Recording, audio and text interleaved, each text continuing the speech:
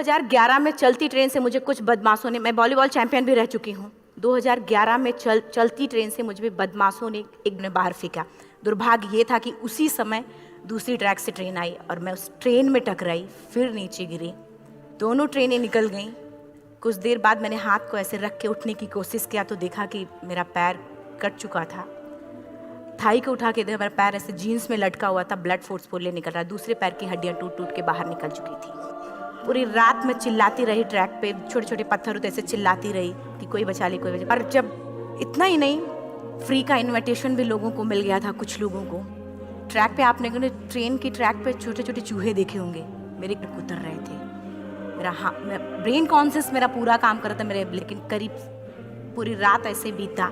सुबह गांव वालों ने मुझे बरेली डिस्ट्रिक्ट हॉस्पिटल यूपी में है, वहाँ पे हुआ था ये। सुबह गांव वालों ने मुझे उठाया, डिस्ट्रिक्ट हॉस्पिटल ले जाके रखा तो फार्मासिस्ट, डॉक्टर, सीएम जितने लोग थे आपस में बातें कर रहे, अरे हमारे पास तो एनेस्थीसिया नहीं है, ब्लड नहीं है, इसका इलाज शुरू करें तो हम कैसे करें। मुझे भी नहीं दिखाई तो नहीं, लेकिन मेरा सुनाई दे रहा था सब कुछ वहाँ पे। कहाँ से हिम्मत आई मुझ में, मुझे भी नहीं पता।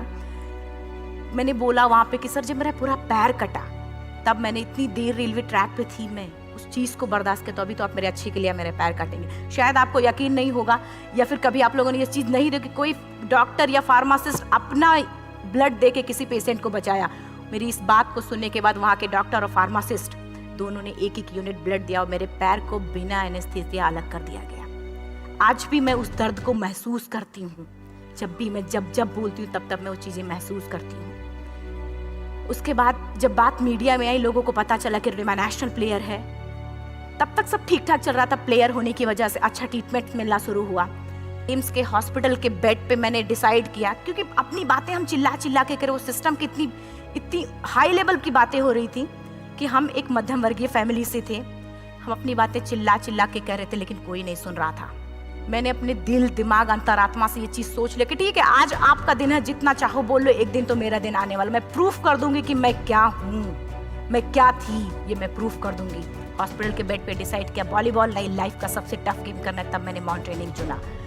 जब मैंने माउंटेनिंग कहने और करने में बहुत फ़र्क होता है। जब मैंने माउंटेनिंग की बात सोची और लोगों के सामने, सबसे बड़ी चीज़ थी सही गाइडेंस में ट्रेनिंग लेना, दूसरा स्पॉन्सरशिप। इतना बड़ा एक साथ तो मैंने 40 से 50 लाख मैंने वाकई में कभी नहीं देखे थे पहले। मेरे लिए बहुत बड़ी चीज़ थी वो इकट्ठा कर पाना। जब मैंने लोगों के सामने रखा कि मैं माउंटेनिंग करना चाहती हूँ, एवरेस्ट के लिए मुझे ट्राई करना है, हर किसी ने मुझे बोला कि क्या है, पागल हो चुकी हो क्या, तुम्हारा दिमाग खराब हो चुका, तुम कभी नहीं कर सकती माउंटेनिंग। एक पैर आर्टिफिशियल है, दूसरे में रॉड है, और तुम्हारा दिमाग खराब है, स्पाइन में भी फ्रैक्चर है, तुम पागल होगे, चुपचाप कोई नौकरी करो, जीवन यापन करो। क्योंकि लोगों का सबसे बड़ा प्रॉब्लम ये होता, लोग फिजिकल देखते, पैरों को मेरी अंतरात्मा में क्या चल रहा था वो तो किसी को पता ही नहीं था। सबसे बड़ा मोटिवेटर कौन होता? आप खुद। जिस दिन किसी भी लक्ष्य के प्रति आपकी अंतरात्मा जाग गई, आपको कोई नहीं रोक सकता उस लक्ष्य को पाने में। उसके बाद किसी तरीके से मैनेज किया मैंने। घर जाने की बजाय जब लोग ये सोचते कि मुझे अपना जीवन यापन कैसे करना है, जब लोग ये सोचते हैं कि मुझे अपनी ज़िंदगी के मेरे दिमाग में सिर्फ 2 चीज़ें चल रही थी, मुझे इनका जवाब कैसे देना है और एवरेस्ट सबमिट कैसे करना है।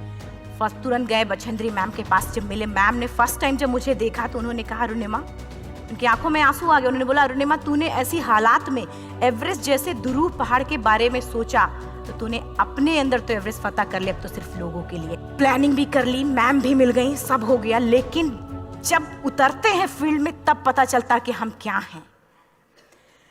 रोड हेड से मैं पहुंच गई। मैडम ने कहा कि ठीक है, तुम्हारे कहने, तुम्हारे सोचने से कुछ नहीं होगा, अरुणिमा, प्रूफ करो कि कर सकती हो। मैंने कहा बस एक मौका चाहिए मुझे।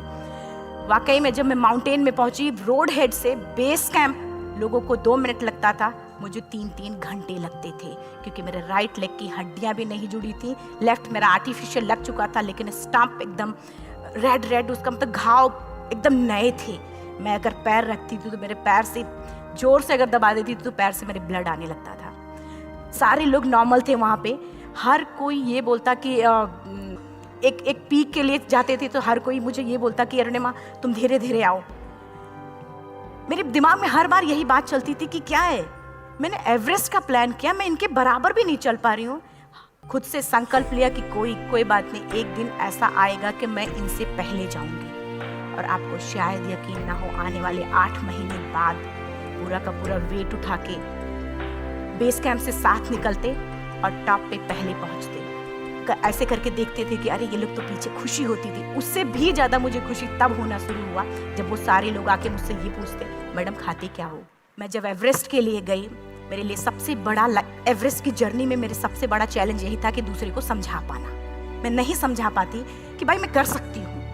जब मैं एवरेस्ट के लिए गई, शेरपा को जब ये बात पता चला कि मेरा प्रोस्थेटिक लेग है, आर्टिफिशियल लेग है दूसरे में रॉड, बोला नहीं ले जा सकता, इसकी वजह से तो मेरी भी जान जाएगी। मैडम ने, हमने सबने कन्विंस किया किसी तरीके से। मन वाकई में जो टीवी में हम और उसमें फोटोज में देखते हैं ब्लू और ग्रीन आइस, हिला देने वाला होता। जितना सुंदर दिखता उतना ही हिला देने वाला होता। जब मैं हमारे ग्रुप में 6 लोग थे, रॉकी एरिया तक मैं सबसे पहले थी, लेकिन जैसे ही मैं ग्रीन और ब्लू आइस में गई, मेरा आर्टिफिशियल लेग स्लिप कर जाता था। फ्रंट पॉइंटिंग से, जब मैं फ्रंट क्रैम्पोन से फ्रंट पॉइंटिंग मारती थी, लेफ्ट से पेन होता था तब भी करते, लेकिन आर्टिफिशियल जैसे फ्रंट पॉइंटिंग मूव हो जाता, मेरा पैर ही मूव हो जाता था। शेरपा मुझे बोला नहीं हो सकता अरुणिमा, जबरदस्ती मत करो। मैंने कहा कुछ नहीं, ये मेरा पैर है, मैं जानती हूँ कैसे चलेगा। फाइनली 1, 2 बार, 3 बार करने, 4 बार, 5 बार होल्ड हो जाता था। आइस थोड़ा टूट के निकलता था तो मैं वहाँ पैर रख के जाती थी। कैंप 3 तक ठीक था, प्रॉपर एक्लिमेटाइज किया अपने आप। कैंप 3 तक जनरली गए। बात जब कैंप 3 के ऊपर की होती है, साउथ कोल समिट, अच्छे माउंटेनियर, अच्छे दिलेर के हौसले धरे के धरे तब रह जाते हैं जब अपनी आंखों के सामने किसी को मरता देखता है और दिमाग में बात, जब जिसको डिसीजन मेकिंग, और जब दिमाग में बातें जब ये आने लगती हैं कि अरे जिस चीज़ के लिए हम जा रहे हैं उसी चीज़ के लिए आदमी मर रहा है, इसी चीज़ के लोग लिए मर चुके हैं। रात में क्लाइंबिंग, ज़्यादा से ज़्यादा माउंटेनिंग रात में की जाती है क्योंकि वेदर शांत होता है। जब मैं रात में निकली साउथ कोल से, कैंप 4 से, मेरी हेडलाइट जिधर ही हेडलाइट जा रही थी उधर ही डेड बॉडीज मुझे नज़र आ रही थी। मेरे रोंगटे खड़े हो रहे थे। मुझे समझ में नहीं आ रहा था कि मैं करूं तो क्या करूं। मैंने सिर्फ इतना बोला कि अगर आप सभी में से सभी ने एवरेस्ट सबमिट कर लिया तब तो ठीक है, अगर नहीं सबमिट किया है मैं सबके लिए एवरेस्ट सबमिट करूंगी और जिंदा वापस जाऊंगी। क्योंकि जैसा हम सोचते हैं हमारी बॉडी उसी तरीके से जनरेट करना शुरू करती है। मैंने डेड बॉडी, क्योंकि जा ही नहीं सकते थे किनारे से, उसी रोप में वो एंकर है, डेड बॉडी को लांगी और लांग के जाना शुरू किया। हिलेरी स्टेप साउथ समिट के करीब जब मैं खुद पहुंची, मेरे शेरपा ने एक जोर से झटका मुझे दिया कि अरुणिमा वापस चलो, तुम्हारा ऑक्सीजन खत्म हो रहा है। हिलेरी स्टेप के बाद एवरेस्ट समिट है, थोड़ा चलने के बाद एवरेस्ट समिट है। अगर कोई आपसे ये बोले, आप अपने टारगेट के इतने करीब हो, अगर कोई आपसे ये बोले कि अरुणिमा वापस चलो, कैसा लगता है? मैंने भी यही बोला, सर क्या बोल रहे हो आप, मैं नहीं जाऊंगी वापस। बोला अरुणिमा जिंदगी रही, दोबारा ट्राई करना और एवरेस्ट समिट हो जाएगा दोबारा। मैंने कहा नहीं, ये आप जिंदगी में गोल्ड चांस बार बार नहीं आते, लाइफ में कभी कभी आता है, ये आपके ऊपर आता, आप उसको पकड़ के रखते हो या फिर छोड़ देते हो। मैं अपना गोल्ड चांस कभी नहीं, क्योंकि मैं जान रही थी मुझे स्पॉन्सरशिप बहुत मुश्किल से मिला। एक बार अगर मैं छोड़ देती दोबारा मुझे कभी नहीं मिलता। मैं बहुत अच्छी तरीके से जानती थी। मेरा फाइनली मुझे बछेंद्री मैम ने भी एक बार बात समझाई थी, मेरी माँ ने मुझे एक बार बताया था कि लाइफ में कभी कभी सिचुएशन ऐसी आती है जब सिर्फ आप अकेले होते हो, डिसीजन सिर्फ आपको लेना होता है। जहाँ पे भी होना, खड़े होकर हल्का सा पीछे मुड़कर देखना और ये सोचना कि आप एक एक कदम चल के यहाँ तक पहुँचे हो। सिर्फ अपना एक कदम आगे बढ़ाना, तुम देखना कुछ देर बाद तुम टॉप पे होगी। मेरे दिमाग में उनकी बातें वीडियो की तरह चल रही थी और सिर्फ एवरेस्ट का टॉप चल रहा था। मैंने शेरपा को पहले कन्विंस करने की कोशिश की कि भाई चल, कुछ नहीं होगा भाई चल। फाइनली जब वो नहीं माना, मैंने एक कदम आगे बढ़ाया, डिसीजन लिया कि नहीं, जाना ही जाना है। आगे बढ़े।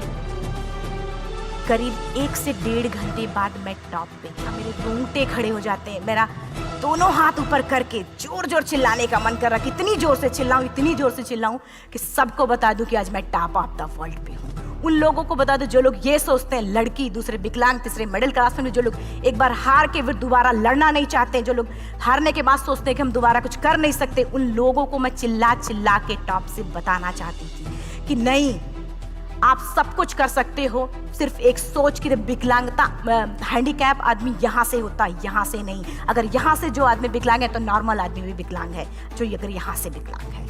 अपना नेशनल फ्लैग का जो वैल्यू होती है ना, वो जो हम कहीं बाहर होते हैं तो पता चलता है। मुझे भी बहुत खुशी हो रही थी। फ्लैग को हग किया और बोला फोटो खींचो। बोला पागल हो गई है, तेरा ऑक्सीजन कभी भी खत्म हो जाएगा, नीचे चल। नहीं, फोटो खींच लो। फोटो खींचा उसने। वो तो अगली बार इतना तेज गुस्सा हुआ, मैंने उसको बोला कि भाई वीडियो भी बना ले।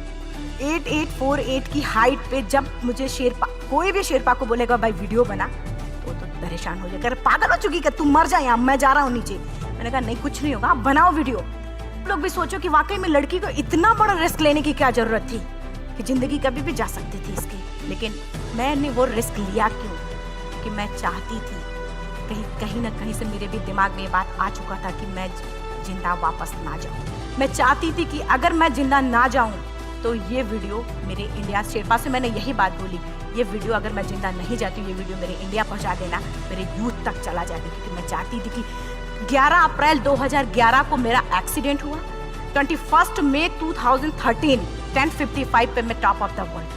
कभी भी कामयाब होने की मेरी वो जिंदगी बन चुकी थी, मेरा जुनून बन चुका था मेरा। मुझे लगता है किसी को भी अगर अपना लक्ष्य पाना है, यहाँ से अगर वो पागलपन जब तक नहीं आएगा तब तक नहीं होगा वो। फाइनली उसने वीडियो भी बनाया, आप बोल रहे फटाफट अरुणिमा नीचे भागो। जब मैं टॉप पे थी तो कुछ लोग और भी थे, लेकिन 10:55 पे मैंने एवरेस्ट समिट, 11 बजे के बाद अगर कोई अटैम्प्ट करने की कोशिश करता है उसको सुसाइड अटैम्प्ट बोलते हैं। जैसे ही मैं नीचे चलना शुरू की, मैंने कहा भाई हाँ चल नीचे चलते हैं। ज़्यादा से ज़्यादा मौतें नीचे आते वक्त होती हैं एवरेस्ट पे। जब मैं नीचे आ रही हूँ, थोड़ा दूर ही मैं नीचे चली थी, मेरा ऑक्सीजन पूरी तरीके से ख़त्म। सिर्फ अंदाज़ा लगाया सकता कि जब ऑक्सीजन ख़त्म हुआ क्या परिस्थिति रही होगी। मैं ऐसे नीचे गिर गई और शेरपा मुझे बोला कि अरुणिमा मुझे यकीन नहीं था कि तू एवरेस्ट समिट कर पाएगी, लेकिन फिर भी तूने किया। मैं चाहता हूँ कि अरुणिमा जिंदा चल, तू वापस उठ, खड़ी हो। मुझे खड़ा करने की वो कोशिश कर रहा था और उसी समय एक ब्रिटिश क्लाइंबर नीचे से ऊपर आ रहा था और उसके पास 2 ऑक्सीजन, तो उसने एक को वहीं फेंका और दूसरे को लेके नीचे जाना शुरू किया क्योंकि वेदर खराब था। मेरा शेरपा मुझे एंकर किया और जाने लगा नीचे और वो फटाफट उसको लेके आए, मुझे लगाया। बहुत खुश थी। माउंटेन, डेड बॉडीज, मेरा शेरपा, ये लोग थे। मैं किसी से शेयर भी नहीं कर पा रही थी कि अरे मैंने एवरेस्ट समिट किया, किसी से शेयर भी नहीं कर पा रहे थे। फटाफट मैंने नीचे हील मार के, हमारे से हील मार के नीचे आ रहे थे। एकाएक मेरा प्रोस्थेटिक लेग, पूरा का पूरा लेग ही निकल गया। -60 डिग्री तक टेम्परेचर डाउन हो जाता है एवरेस्ट पे। मेरा हाथ वगैरह ये सब ऐसे मूवमेंट, ऐसे मुड़ नहीं रहा था, ब्लड निकलने लगा था, ये सब यहाँ तक। मुझे शेरपा से मैं बोल रही हूँ कि ऑलरेडी मेरा पैर कटा हुआ है, अगर दिमाग में ये बात है कि मेरा हाथ भी काटना पड़ेगा, कैसा लगेगा।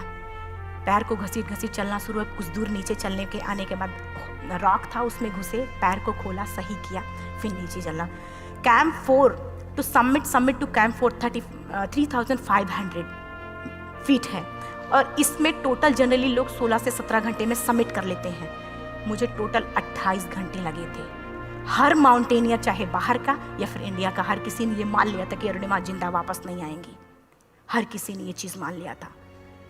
तो जब मैं वापस साउथ पोल पहुंची, जब मैं टेंट का जिप खोला, मैंने हर किसी ने कहा कि अरे तू यहाँ है, हम तो सब सोच लिए थे तू चली गई। हर किसी ने ये बोला था। फिर सब खुशी मना रहे थे हम सब। देखिए ये सब बताने का मेरा सिर्फ एक मकसद था कि सब कुछ हम में है, हम जैसा चाहे वैसा कर सकते। एम है कि मैं वर्ल्ड के जो कॉन्टिनेंट है, कॉन्टिनेंट के हाईएस्ट पीक समिट करूं। एशिया का एवरेस्ट हो चुका है, अफ्रीका किलिमंजारो हो चुका है, यूरोप का एल्ब्रुस हो चुका है। 23 नवंबर को मैं जा रही हूँ ऑस्ट्रेलिया। अभी तो इस बाज की असली उड़ान बाकी है, अभी तो इस बाज की असली उड़ान बाकी है, अभी तो इस परिंदे का इम्तहान बाकी है। अभी अभी मैंने लांघा है समुद्रों को, अभी तो पूरा आसमान बाकी है। आज मेरे लाइफ का सबसे बड़ा सपना पूरा हुआ और मैं टॉप ऑफ द वर्ल्ड पे हूँ और बहुत खुश हूँ और सबको ये मोटिवेशन देना चाहती हूँ कि हर आदमी अगर अपने लक्ष्य को बनाए तो वो कभी नहीं हार माने और वो अपने टॉप को, अपने लक्ष्य को जरूर पाएगा। इसलिए जैसे मैं ऐसी हालात में होने के बाद भी मैं आज यहाँ हूँ।